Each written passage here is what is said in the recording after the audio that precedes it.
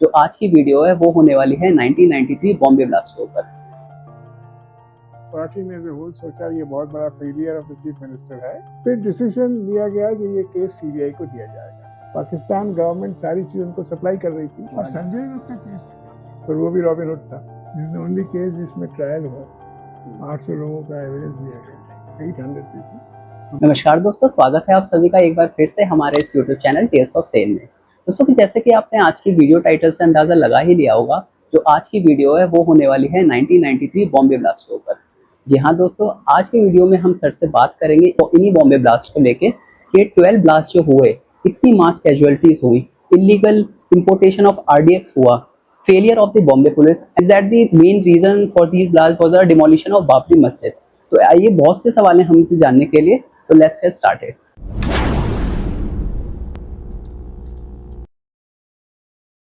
Very good evening sir. Sir, Bombay जैसी busy city में 12 मार्च 1993 को 12 ब्लास्ट होते हैं, एंड इतनी हसल सिटी में, इतनी बिजी सिटी में आपके पास या सीबीआई के पास जब इतनी बड़ी न्यूज़ आती है, तो आपका रिएक्शन क्या था? एंड क्या ये सच में फेलियर ऑफ बॉम्बे पुलिस था? एंड इसके पीछे का ऑब्जेक्टिव क्या था? ये इतना बड़ा ब्लास्ट हुआ क्यों? क्या इसके पीछे बहुत सारी गैंग्स इन्वॉल्व थी? आप प्लीज़ हमारे व्यूअर्स को इसके बारे में थोड़ा बताइए। 12 मार्च 1993 में मैं दिल्ली में था और मैं तब तक जॉइंट डायरेक्टर सीबीआई बन गया था और मेरे चार्ज में anti corruption departments of the CBI थे। मेनली जो सेंट्रल एंटी करप्शन के यूनिट से वो उसके चार्ज में था। पंजाब सेल मैं बहुत दिन पहले ही छोड़ दिया था, रिटायर कर गया था Punjab cell in that sense, क्योंकि मैं डीआईजी पंजाब सेल तक रहा। उसके बाद 1988 में ही मैं पंजाब सेल से निकल गया था और ये ब्लास्ट हुए 93 में। 92 में मैं जॉइंट डायरेक्टर बन गया था और मैं एंटी करप्शन देख रहा था। तो मैंने रेडियो पर ही शायद सुना अबाउट द ब्लास्ट। टेलीविजन तो मैं उस टाइम देखता नहीं था और ये ब्लास्ट हुआ मेरे पर थोड़ा सा इफेक्ट तो हुआ। आज इतने ब्लास्ट एक साथ कैसे हुए, पर मैं सपनों में भी नहीं सोच रहा था ये केस मेरे पास आएगा, क्योंकि मैं एंटी करप्शन डील कर रहा था। अब हुआ क्या, कुछ दिन बाद गवर्नमेंट ऑफ इंडिया ने अपने डिफेंस मिनिस्टर को, शरद पवार जी को, बॉम्बे भेज दिया एज चीफ मिनिस्टर।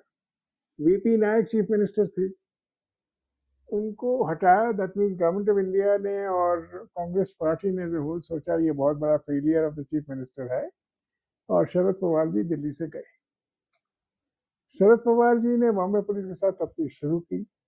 फिर डिसीजन लिया गया कि ये केस सीबीआई को दिया जाएगा और सीबीआई में ये तय हुआ कि इस केस का जॉइंट डायरेक्टर चार्ज बनेगा। तो सीबीआई में एक स्पेशल टास्क फोर्स नाम से यूनिट बनी जिसका जॉइंट डायरेक्टर मुझे बनाया गया। In addition to my charge as joint director anti corruption, मैं जॉइंट डायरेक्टर एसटीएफ बना और मुझे लोग सीबीआई से लेने थे इस यूनिट में तफ्तीश के लिए। शरद पवार जी ने तब कहा कि तफ्तीश तो बॉम्बे पुलिस कर रही है, तफ्तीश बॉम्बे पुलिस से ले लेना ठीक नहीं होगा, क्योंकि ये इतना बड़ा कांड जो बॉम्बे में हुआ इसके बारे में बॉम्बे पुलिस को भी पता लगना चाहिए, बॉम्बे को पता लगना चाहिए। तो ये तय हुआ कि ये केस बॉम्बे पुलिस तफ्तीश करेगी and myself as joint director STM will be associated with the investigation। तो मैं बॉम्बे जाने लगा और बॉम्बे में केस के साथ एसोसिएटेड रहा। उसके बाद ये तय हुआ कि नहीं, चार्जशीट बॉम्बे पुलिस देने के बाद भी ये केस का प्रोसिक्यूशन सीबीआई के पास आ जाएगा और इस तरह से एसटीएफ बना और मैं एसटीएफ का प्रोसिक्यूटर का चार्ज हुआ। और मैंने फिर ये तय किया, इनोवेशन किया, कि मैं बॉम्बे पुलिस की तफ्तीश से खुश नहीं था। इसीलिए मैंने ये तय किया कि जब सीआरपीसी में प्रोविजन है चार्जशीट के बाद भी तफ्तीश हो सकती है, ट्रायल एंड तफ्तीश साइमल्टेनियसली चल सकती है, तो मेरी टीम तफ्तीश भी करेगी, एब्सकॉन्डर्स को पकड़ेगी और इस ये ऐसा बड़ा कांड कैसे उसके बारे में सारी सारी चीज पता लगाएगी, क्योंकि देश के लिए जानना जरूरी था। इतना बड़ा कांड बॉम्बे में हो जाए और इंटेलिजेंस को पता ही नहीं लगे कुछ। तो इस तरह मैं इस केस के साथ एसोसिएटेड हो गया। सर, 1993 में जो ब्लास्ट हुए, इतने बड़े लेवल पे ब्लास्ट हुए, उसके लिए जो आरडीएक्स या फिर आर्म्स एंड एम्यूनिशन का जो स्मगल हुआ, तो वो कैसे हुआ, उसके बारे में थोड़ा बताइए।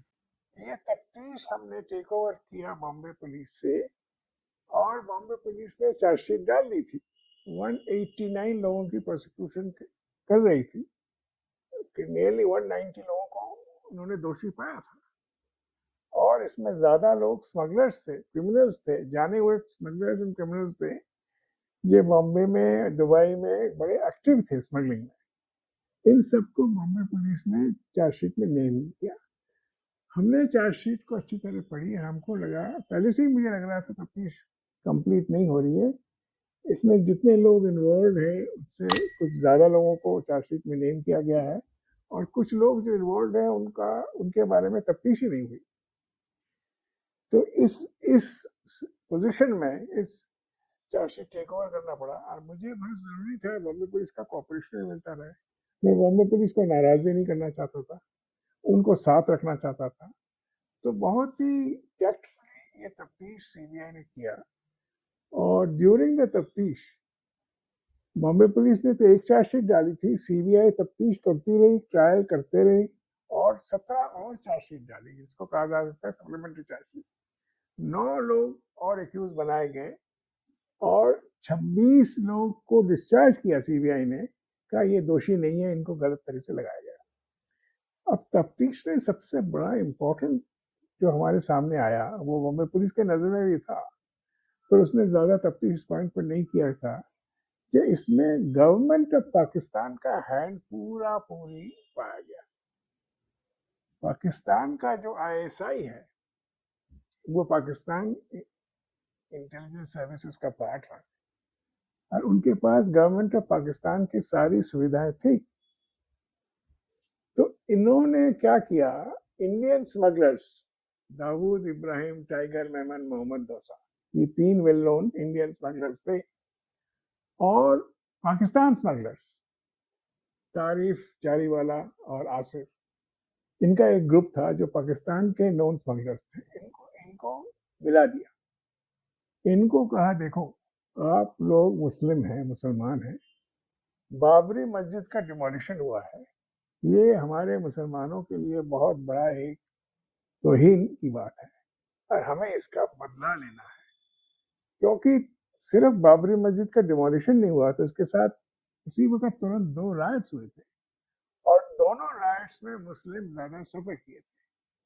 तो उनको उत्साह कर देना, उनको साथ लेना कोई डिफिकल्ट काम तो था नहीं, क्योंकि वो लोग नाराज तो बहुत थे, पर उनके पास कोई फैसिलिटीज नहीं थी करने के लिए। जब पाकिस्तान गवर्नमेंट ने उनका साथ दिया, तो वो फौरन इस काम में अपने आप को फॉरवर्ड कर दिया, उनके साथ पाकिस्तान गवर्नमेंट के साथ लग गई। तो Pakistan government through ISI and Indian smugglers plus Pakistani smugglers, ये 3 ग्रुप का मिलावट हुआ, मिले, एक साथ हुआ, और इन्होंने प्लान किया कि सिर्फ बॉम्बे में नहीं, वो ब्लास्ट करेंगे ऑल द मेट्रोपॉलिटन टाउन्स में, दिल्ली में, कलकत्ता में, मद्रास में, हैदराबाद में, एक साथ ब्लास्ट करेंगे। और उसके बाद जो राइट्स होंगे, उस राइट्स के लिए वो तैयार रहेंगे, उनके पास सारे वेपन्स रहेंगे। अब ये एक उनके लिए मैनेजेरियल स्केल में काम करना था, क्योंकि आर्म्स, एम्यूनिशन, आरडीएक्स से लाना था उनको बाहर से, इनको खरीदने की जरूरत थी नहीं, पाकिस्तान गवर्नमेंट सारी चीज उनको सप्लाई कर रही थी, और उनके जो स्मगलिंग रूट्स थे लाने के, उसी रूट्स को यूटिलाइज करना था, उनको कोई नया रूट बनाना नहीं था।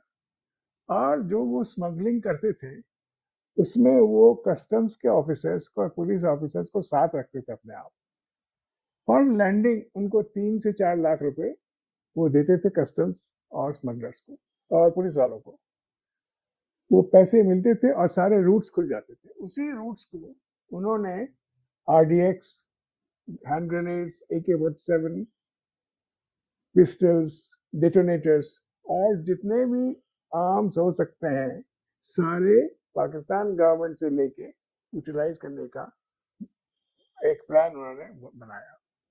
उसके लिए इनको आदमी की जरूरत थी, उनको ट्रेनिंग करने की जरूरत थी।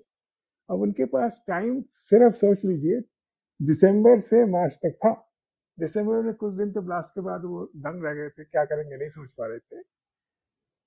पर उसके बाद जब वो तय कर लिया और पाकिस्तान आईएसआई उनके साथ मिल गया, ये आर्म्स को, ये आरडीएक्स को, हैंड ग्रेनेड्स को, वेपन्स को, इनको स्मगलिंग के रूट से, जो स्टैंडर्ड स्मगलिंग के रूट्स थे इनके, उसी रूट से वो उन्होंने तय किया लाएंगे। क्योंकि कस्टम्स के ऑफिसर्स और महाराष्ट्र पुलिस के मेंबर्स उनके साथ ऑलरेडी मिले हुए थे, उनको रेगुलरली ब्राइब देते थे और पर लैंडिंग भी पैसा देते थे, तो उनके लिए कोई मुश्किल का काम नहीं था। और ये जो स्मगलिंग होता था वो एक रूट था जिस रूट को उन्होंने 2 लैंडिंग के लिए यूज किए, एक जनवरी 1993 में 9 जनवरी और एक करीब 2 और 3 फरवरी को। मासला करके एक जगह रायगढ़ डिस्ट्रिक्ट में है, वहां पर उनके बोट्स, बड़े बड़े बोट्स दुबई से लोडेड माल लेके आते थे और उसके बाद मासला गांव के सारे लोग लग जाते थे, सारे रात और दिन सारा माल जहाजों से अपने छोटे क्राफ्ट्स में वो डालते थे और फिर रोप से खींचते हुए मासला गांव में ले आते थे। वहां पर उनकी पैकिंग होती थी, पैक तो आते थे पर उनको अच्छी तरह पैक करके ट्रक्स में डालकर वो अहमदाबाद और बॉम्बे ले जाते थे। इन दिस पर्टिकुलर जो आर्म्स आरडीएक्स, जिसको वो काला सावन कहते थे, जो सिर्फ रखना था और एक पेंसिल लाइक डिटोनेटर उसमें लगा के टाइमर लगा देते थे, तो उसी टाइम वो डिटोनेट करेगा। ज्यादा परेशानी नहीं थी क्योंकि ये सारे sophisticated hand grenades and RDX थे जो पाकिस्तान ने उनको दिए थे। तो वो सब along with their silver, watches and textile जो वो रेगुलरली स्मगल करते थे, उनको वो इन आर्म्स को भी ले आए। और ये लाए 2 लैंडिंग में, जैसे मैंने बताया, एक जनवरी में हुआ, एक फरवरी में हुआ। और सारा गांव, मासला गांव के लोग इसमें पार्टिसिपेट करते थे और जो कस्टम्स है पुलिस के लोग जिनका काम था इसे रोकना, वो तो उनके साथ ऑलरेडी मिले हुए थे। मोस्ट ऑफ द पुलिसमैन और कस्टम ऑफिसर्स को पता नहीं था जी आरडीएक्स जो काला साबुन कहते हैं और तरह तरह के एमिनेशन, आर्म्स भी सिल्वर, टेक्सटाइल और वॉचेस के साथ ला रहे हैं। सर, जो गैंग्स का हमने जिक्र किया आज के एपिसोड में, तो उनकी इन्वॉल्वमेंट इतनी इंगेजिंग कैसे हो गई थी, वो भी बॉम्बे जैसे शहर में? स्टेशन के पास ही मेमन्स का घर था। 10-11 मार्च में वहाँ ह्यूज एक्टिविटी थी, गाड़ियां आ रही थी, गाड़ी में आरडीएक्स लोड किया जा रहा था, लोड जा रहा था और महम पुलिस स्टेशन जो बगल में ही था वो उसे देख रहा था, पर वो सोच रहे थे ये कोई स्मगलिंग एक्टिविटी है, उन्होंने कोई दिलचस्पी नहीं। हालांकि एक बात और भी हुई जिससे सारा देश बच गया। एक आदमी जो टाइगर मेमन के ग्रुप में था, वो कुछ दिन पहले एक सूतली बॉम्ब के साथ पकड़ा गया बॉम्बे पुलिस के हाथ। वो इस केस, इन स्मगलिंग में और इन प्लेसमेंट में इन्वॉल्व था, उसे पता था कहाँ कहाँ ये सूटकेसेस, ये पैकेज रखने हैं, और उसको बॉम्बे पुलिस ने पकड़ लिया। तो टाइगर मेमन घबरा गया क्योंकि वो लगा अगर ये खोल देगा तो एक भी ब्लास्ट नहीं कर पाएंगे। तो उन्होंने जो उनका प्लान बनाया था कलकत्ता में, दिल्ली में, हैदराबाद में, मद्रास में बॉम्बे के साथ ब्लास्ट करेंगे, उसे पोस्टपोन कर दिया, उसे बंद कर दिया और सिर्फ जल्दी जल्दी में एक ही जगह ब्लास्ट का प्लान एग्जीक्यूट किया।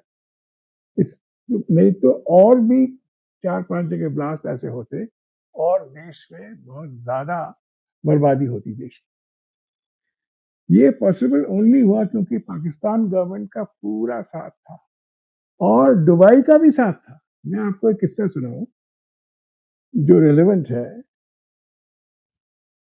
बॉम्बे के जो यूथ, मुस्लिम यूथ से जो नाराज थे बाबरी मस्जिद के डिमोलिशन से और जो राइट्स हुए थे उसके बाद, जिसमें बहुत मुस्लिम लोग मारे थे, प्रॉपर्टी लूज किया था, उनको जो उन्होंने उसकाया टू टेक रिवेंज, उनको उन्होंने कराची से अफगान बॉर्डर में भेजा 20-25 दिन के लिए, जहां इनको ट्रेनिंग हुई।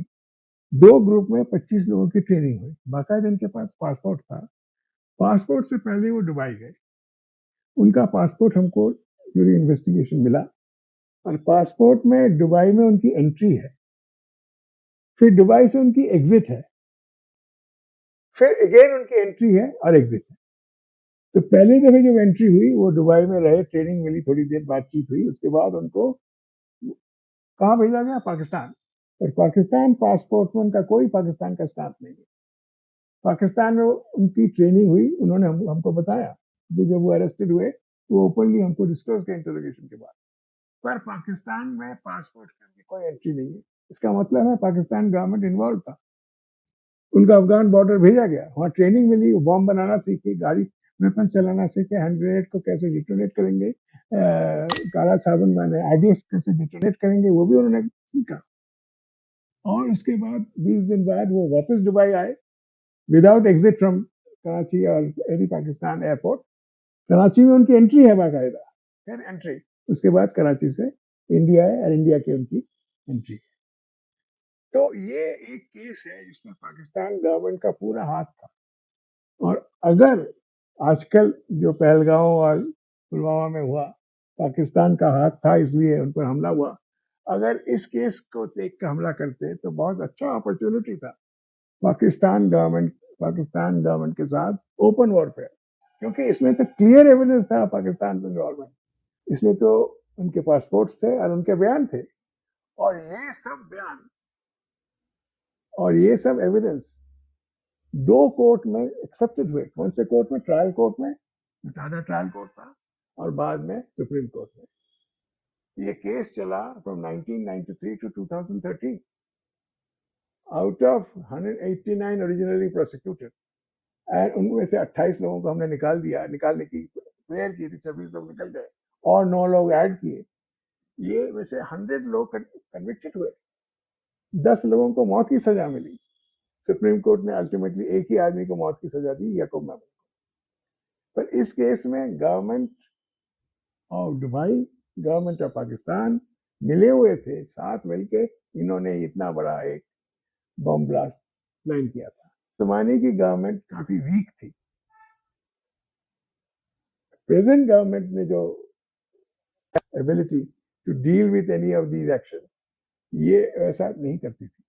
नहीं तो मैं समझता हूँ जो एविडेंस हमारे पास था of Pakistan involvement in the Bombay blast was good enough to teach Pakistan a lesson. Sir CBI जैसी ऑर्गेनाइजेशन के लिए कितना डिफिकल्ट हो जाता है जब इतना बड़ा केस सीबीआई को मिलता है जिसमें इतनी मास कैजुअलिटीज हुई, इतने सारे एविडेंस उनको संभालने होते हैं, तो सीबीआई के लिए कितना चैलेंजिंग रहता है? सर सेम अगर इन्वेस्टिगेशन आज के कंटेक्स्ट में हम देखें with help of modern technology and gadgets, तो क्या फ़र्क आएगा इन्वेस्टिगेशन प्रोसेस में एंड उसकी टाइमलाइन में? Investigation is collection of intelligence and evidence. आज के टाइम में शायद ज़्यादा स्पीडली हो सकता है क्योंकि कम्युनिकेशन काफ़ी फास्ट हो गया है, पर मेहनत तो उतनी ही होगी। कोर्ट को एक्सेप्ट करना पड़ेगा आपकी इंटेलिजेंस और एविडेंस फुल प्रूफ है। ये जो हम लोगों ने 189 की चार्जशीट दी, उसके बाद हम लोगों ने खुद ही ने 26 लोगों को छोड़ दिया, बाकी में से सबका कन्विक्शन तो हुआ नहीं। 100 का कन्विक्शन हुआ, अबाउट 100। बाकी लोग 2013 तक जेल में रहे, अल्टीमेटली छोड़ गए। तो उसमें भी कमियां रह गई, शायद वैसी कमियां कम हो। टेक्नोलॉजी की हेल्प मिले तो शायद उन्हीं को दोषी पाया जाएगा जिनको पुलिस समझती है दोषी, और दोनों में मेल हो सकता है पुलिस और कोर्ट के फाइनलाइजेशन ऑफ द केस में। पर फैक्ट है, investigation the art of collecting intelligence and evidence. वो स्पीडीली करो या धीरे से करो, आर्ट तो आर्ट ही है। सर एक हमारे बहुत ही रेनाउंड एक्टर हैं संजय दत्त, जिनका उनका भी इन्वॉल्वमेंट इस केस से और जोड़ा गया था। संजय दत्त का केस में क्या था? संजय दत्त का इन्वॉल्वमेंट हुआ कैसे? संजय दत्त की माँ मुसलमान थी और उसको मुसलमान फेथ पर विश्वास था। जब ये राइट्स हुए, मुसलमान मरे थे, और उसे इस बात में थोड़ा रंज तो था, गुस्सा तो था। और शूटिंग करते समय इनको दाऊद इब्राहिम, अनीस इब्राहिम, इन साहब की दोस्ती हो गई थी, क्योंकि ये स्मगलर्स काफ़ी पैसा अपना फिल्म में लगाते थे और बहुत फिल्म एक्टर्स उनसे जान पहचान हो गई थी। तो जो वेपन्स आए थे उनमें से कुछ वेपन्स संजय दत्त ने अपने पास रख लिए थे। अनीस इब्राहिम, अबू इब्राहिम जो स्मगलर्स थे, उन्होंने उसको जाके दिए थे। तो बॉम्बे पुलिस ने उनको अरेस्ट किया फॉर रिसीविंग दीज वेपन्स और उनके खिलाफ टाडा लगाया, क्योंकि जहाँ पर वो रहता था वो एरिया टाडा में कवर था। सीबीआई ने डिसएग्री किया, ये टाडा नहीं लग सकता, सेक्शन सिर्फ आर्म्स एक्ट केस लगेगा, और यही मामला सुप्रीम कोर्ट तक गया। सुप्रीम कोर्ट अपेल से केस, क्योंकि हमने नहीं माना जब वो स्मगलर है और टेररिस्ट है। वेपन्स उसने रखे थे जो टेररिस्ट को गए थे, पर he himself is not, there is no background of his being a terrorist. Bombay police ने उसे टेररिस्ट मान के उसके खिलाफ टाडा लगाया था। सीबीआई ने टाडा नहीं लगाया, सिर्फ आर्म्स एक्ट लगाया, और ये सुप्रीम कोर्ट ने अल्टीमेटली इस चीज को ही मान्यता दी।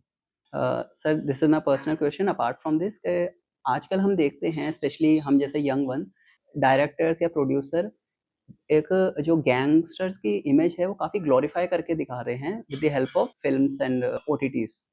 सो कितना एक सिविलाइज सोसाइटी में कितना ठीक है ये चीज़, आप इस चीज़ पे क्या कहना चाहेंगे कि एक रॉबिन हुड की इमेज क्रिएट कर दी जाती है गैंगस्टर की, तो आप उसके बारे में क्या कहना चाहेंगे? अब मान सिंह की बात आपने सुनी होगी, डकैत मान सिंह, Yes, sir. बहुत बड़ा डाकू डकैत मान था, सिंह। डाकू मान सिंह, Yes. पर वो भी रॉबिन हुड था। रॉबिन हुड तो कैरेक्टर इन ब्रिटिश हिस्ट्री भी है, जो दूसरों का मान लेके किसी और को मदद करता है, तो वो तरीके हैं। अब ये ठीक तो नहीं है, कोई ठीक नहीं मान सकता इसको, पर ये हो रहा है। पीपल किसको हीरो बनाते हैं, कौन किसका हीरो बन जाता है, कब कैसे बन जाता है, ये भगवान ही जाने, हम नहीं बता सकते। Okay, viewers, so this was all about the 1993 Bombay Blast case. Thank you so much, sir. This is only case जिसमें ट्रायल हुआ, Hmm. 800 लोगों का एविडेंस लिया गया, 800 पीपल, हमने 1300 लोग रखे थे। कोर्ट ने 800 के बाद दोनों ने तय किया कि ना पिछड़ा है। अभी हमने 1300 to 1500 आई थिंक विटनेसेस। बहुत मेहनत हुई और इनोवेशन था। ना आपने कभी सुना ही नहीं होगा, चार्जशीट के बाद से और तफ्तीश हो रही है। No. 17 सप्लीमेंट्री चार्जशीट हमने डाली, ट्रायल भी चलती है, ट्रायल को नहीं रोक सकता। तो ये एक इनोवेटिव था, मेरे लिए तो जबरदस्त चैलेंज था, जो चार्जशीट के बाद केस को इम्प्रूव कैसे करो।